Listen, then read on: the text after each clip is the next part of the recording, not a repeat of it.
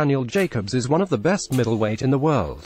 Maciej Sulecki lacked name recognition and many thought that he didn't stand a chance against Jacobs in the fight on Saturday, April 28. Sulecki didn't win the fight, but he proved that he can hold his own with the best in the world. Sulecki looked fantastic in round 1. He came out aggressively and outworked Jacobs. His hands were faster than Jacobs and he pushed him around the ring. Jacobs stayed composed, but he didn't provide much offensive. This was Sulecki's round. He needed to come out aggressively against Jacobs as a show of strength, and he accomplished the task. Jacobs was more active in the second round.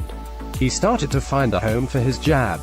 As he continued to land that punch, he started to work in combinations. Sulecki fought intelligently, but Jacobs asserted himself. Jacobs won this round with his jab and the combinations it produced. Jacobs threw some wild punches in the third and Sulecki countered them well. Sulecki landed his jab throughout this round. It didn't hurt Jacobs, but it kept him away. There was some back and forth action, but Sulecki's punches were more accurate. Just when it looked like Sulecki was cruising in this round, Jacobs landed a thudding right that hurt him. Sulecki won the round, but Jacobs ended it on a high note. Jacobs slipped into a southpaw stance for a good part of the fourth and stunned Sulecki with several lefts.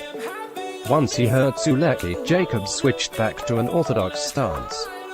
He landed several more powerful combinations that won him the round. Jacobs found a home for his left hook at the top of the fifth. Sulecki came back midway in the round, throwing a high volume of punches. He picked up his work rate, but Jacobs landed some more meaningful hooks to close out the round. Jacobs stole the round with his closing combination. In round 6, Sulecki came out of his corner throwing punches. He pushed Jacobs to the ropes and bullied him around the ring. Sulecki commanded the action for the first 2 minutes of the round. Jacobs came roaring back with 1 minute remaining. He threw a series of left and right hooks that scored. Sulecki did more throughout the round and did enough to carry it. Round 7 was Sulecki's best round. Jacobs remained inactive because Sulecki didn't stop moving his hands.